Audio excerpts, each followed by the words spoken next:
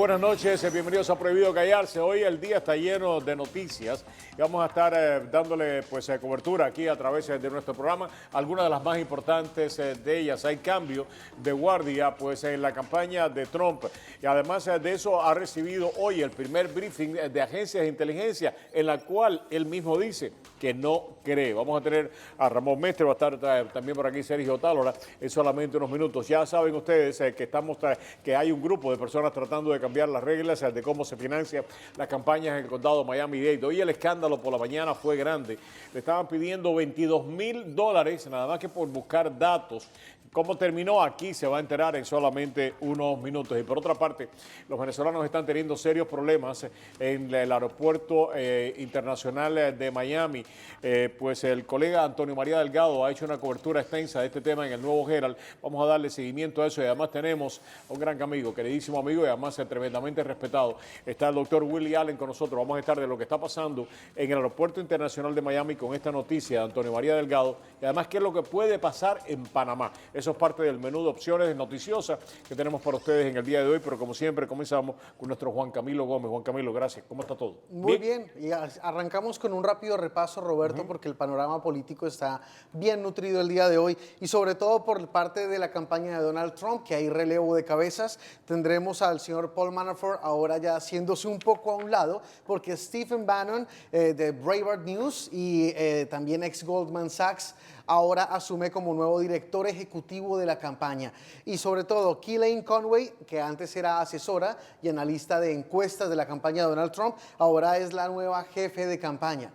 El señor Manafort sigue, pero como que ya no es el jefe, pero como que sí es el jefe. Eso sucedió todo hoy, ¿no? Todo en 24 horas. Y una de las cosas que más me llamó la atención fue cuando le pregunta a una reportera, y vamos a analizar eso con Ramón en solamente unos segundos, con Ramón Mestre me refiero, cuando le preguntan, ¿usted cree en las agencias de inteligencia? Y dice, no, yo en la agencia de inteligencia esa no creo. Además, cuando sea presidente no voy a trabajar con ninguna de ellas. Es lo más contundente. Uno, sin lugar a duda, puede ser crítico de la labor de una agencia de inteligencia, pero poner en duda la efectividad de las agencias de inteligencia de Estados Unidos en un momento en que el país está en guerra es bastante peligroso, cuando mínimo. Exactamente. ¿Qué más tenemos? Rápidamente también algo de encuestas. Tenemos nueva encuesta de The Economist y YouGov. Le da a Hillary Clinton 41 puntos porcentuales, a Donald Trump 35. Tiene una ventaja a nivel nacional Clinton de 6 puntos porcentuales. Y Monmouth hizo encuesta en Florida. Clinton tiene 48, Trump tiene 39. La diferencia es de 9 puntos a favor de Hillary Clinton. Y también hizo a nivel estado con el tema del señor Marco Rubio por la contienda estatal. ¿Cómo salió esa? Rubio le gana a los dos, a Murphy y a Grayson, pero le gana por mucho menos a Murphy, por 5 puntos. A Grayson lo deja tirado con 11 puntos porcentuales de diferencia. A mí me llama la atención una cosa, sin lugar a dudas, Murphy no tiene el reconocimiento de nombre de Marco Rubio, apenas empieza a conocerse a través del Estado. La ventaja de Rubio es considerable en cualquier encuesta, 5 puntos en una encuesta es algo a tomar en consideración, pero me llamó poderosamente la atención.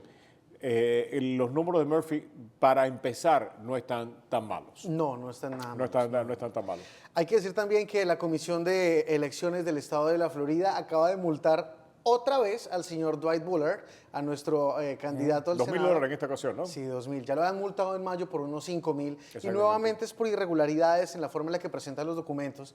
Así que bueno, dolores de cabeza que no le faltan al señor. Y ahora sí vamos directamente al drama. Perdón, el Herald lo apoyó en el día de hoy. De Miami Herald lo apoyó a él y apoyó también, hubo otros apoyos a Góngora.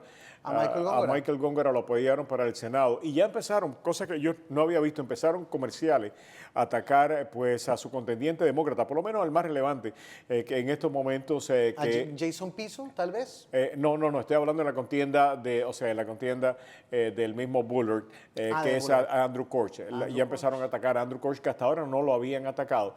Me llamó la atención. Tenemos noticias de Raquel Regalado, ¿no? Sí, hay noticias de Raquel Regalado porque hemos cubierto en los últimos días la forma en la que había sido acusada de un tema de fraude del llamado de la exención tributaria por su casa, la casa que había adquirido con su esposo en algún momento, y lo que tenemos es, por supuesto, dificultades en ese sentido. Ahora, ya tenemos noticia y es que finalmente se ha cancelado esa deuda de unos $4,000 y ya Raquel Regalado ha enviado el comunicado de prensa diciendo que no hay fraude y así lo ha hecho saber las autoridades competentes del Estado. Eso fue un comunicado de prensa que recibimos también de la oficina del director, o sea, del tasador de la propiedad. Vamos precisamente con el tema que le avisábamos hace solamente unos minutos que íbamos a cubrir, y es el tema de qué es lo que está pasando con los hermanos venezolanos cuando llegan al aeropuerto internacional de Miami. Hay personas aparentemente que le están diciendo de que cuando lleguen deben de decir que tienen temor por su seguridad y por su vida si regresan a Venezuela, y se están metiendo en unos líos espectaculares. El que revela eso en un artículo investigativo en el Nuevo Herald, que lo termina publicando también desde Miami Herald, es el colega Antonio María Delgado, al cual le damos la bienvenida. Antonio, gracias por acompañarnos. Un verdadero placer tenerte en el programa. Buenas tardes, es un placer estar en el programa, Roberto. ¿Cómo que no? Cuéntanos dónde es que estamos en este momento y lo que pudiste averiguar. Y ya hay gente realmente enredada en este tema, pero enredada de muy mala manera, ¿no? Sí, y la impresión que nos da es que desde hace ya algún tiempo.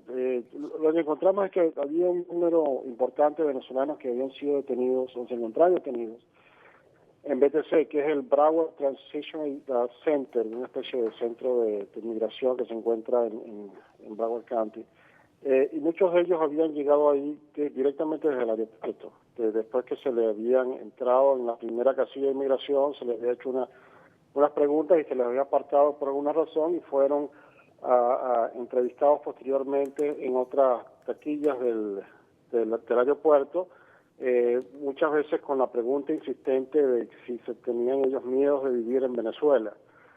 Algunos al principio decían que no, pero después se les preguntaba de un rato largo y le decía, bueno, la situación en Venezuela está muy mal, exactamente hay mucha, es una de las países más peligrosas del mundo, usted tiene miedo, y algunos de ellos admitían decir, bueno, en realidad todo venezolano vive con algún grado de temor, porque realmente la situación es muy, muy difícil. Y una vez que ellos respondían que sí, se apartaban y entraban muchos de ellos sin que ellos supiesen, en un proceso de asilo político tramitado desde el aeropuerto, el cual implicaba un traslado al centro de detención, que es una especie de cárcel de menor seguridad, donde pueden pasar semanas o hasta meses tramitando un proceso de asilo que muchas veces termina sin éxito porque se realiza bajo muy difíciles condiciones. Yo creo que Willie Allen podría explicar un poco más sobre eso. Sí, Antonio, precisamente la cadena NTN 24 pudo hablar con un par de estos venezolanos sobre su experiencia, y esto fue lo que le dijeron.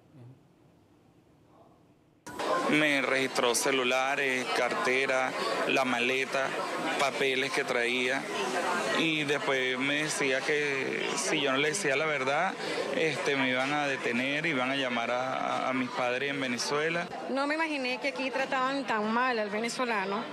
El chico me dijo de todo, el policía, que yo venía a trabajar aquí en este país. Resulta que venía a pasar unos días por la situación de mi país, porque de verdad no está fácil, pero no venía a quedarme, solo venía a disfrutar y despejar mi mente, y después de aquí me iba a otro país. Inclusive casi que me toca el catete y me lo iban a desprender. Fue cuando yo le dije, mire, yo soy un paciente renal, le volví a repetir, y ellos me volvían a decir que si era que yo venía a trabajar o a buscar. Yo en ningún momento le dije que yo venía a trabajar, sino venía a un tratamiento médico. Me encerraron por 1 mes y medio en BTC y fue horrible la situación que viví porque no me lo esperaba. Antonio, perdona que te interrumpa, Camilo. Sí. ¿Sabes que lo más trágico de esto, lo decía y ahora lo abordamos con él, ¿no? Pero lo más trágico de esto es que muchos de ellos no quieren el asilo y no encuentran manera de desmarcarse una vez que son detenidos. Exacto. Uno de ellos lo que estaba diciendo es, venía por un procedimiento médico. Ajá. Y cuando dice que le estaban tratando de quitar un catéter es porque es un paciente renal. Los pacientes que sufren de insuficiencia renal aguda o crónica tienen un catéter puesto todo el tiempo. Y amenazarlo nomás con quitárselo, eso ya es jugar con su salud. Antonio, ¿qué le han dicho las autoridades después de esto? Porque después del artículo del Nuevo Herald han hecho eco todos los medios de comunicación del sur de Florida. Sí, disculpa, creo que tendría que la pregunta, se escucha un poco mal. Nosotros hablamos con las autoridades de inmigración y ciertamente ellos decían que la pregunta sobre si tienes miedo forma parte del protocolo que ellos llevan adelante para tratar de determinar si la persona estaba solicitando asilo político. Una de las funciones principales que tienen estas autoridades en el aeropuerto es tratar de determinar cuáles de aquellos pasajeros podrían tratarse de personas que vienen con intenciones de ciertamente trabajar o vienen intenciones a de una manera a quedarse mucho más tiempo de lo que el permiso entregaría. Y estadísticamente habría que decirlo, este porcentaje que nosotros encontramos es bajo en comparación con el número de venezolanos que sí vienen para acá y logran entrar sin ningún tipo de problema. Lo que más nos llamó la atención precisamente había sido que esta pregunta había sido el detonante de este proceso de trámite de asilo político sin que las personas manifestaran que estaban pidiendo, que querían o deseaban. En algunos casos sí se les dijo, pero era un porcentaje muy pequeño del total que nosotros entrevistamos. En sí se les dijo que bueno, aquí vas a pasar un proceso de trámite, pero se les explicó mal. No se les decía que iban a ser trasladados, pero no se les decía que iban a ir a una especie de cárcel, y se les decía a veces que en 2 o 3 días ya estarían afuera, cuando el proceso no conlleva eso, sino que tienes que llevar un proceso largo que termina con la paga de una fianza que es $15,000, en muchos casos, sumamente alta, a veces es menos, pero usualmente en Broward termina siendo 15,000, que muchos venezolanos no tienen y es muy difícil de reunir, y estar afuera bajo una especie de libertad condicional utilizando el grillete electrónico que utilizan los prisioneros, ¿no? Antonio, felicidades por este trabajo. Yo creo que realmente ha sido más que necesario. Porque o sea, es un grupo importante de personas que estaban pasando por esta odisea, y este reportaje tuyo los ha alertado de algo que estoy seguro que muchos de ellos ni siquiera sabían que se estaban metiendo. Porque ante la pregunta normal, ¿tiene usted miedo en Venezuela? Claro que tengo miedo en Venezuela.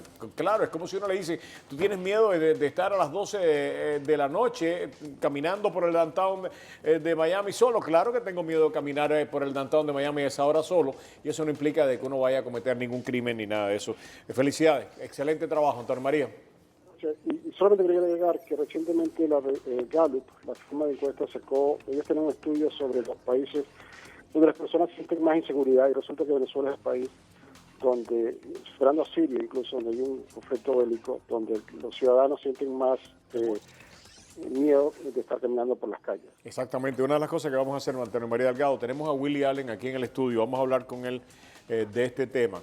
En el próximo segmento vamos a incorporar el tema este que tú estás hablando y otros temas que estamos hablando, pero desde ahora queremos avisarle a nuestros televidentes que si quieren enviarnos, y vamos también a recibir llamadas a través del teléfono de la emisora, se lo vamos a poner en solamente unos segundos, para que puedan hablar con Willy. Si ustedes han tenido algún problema de esto, tienen alguna pregunta, tienen algún familiar, Willy va a estar aquí ahora en el próximo segmento contestando sus preguntas, las nuestras también.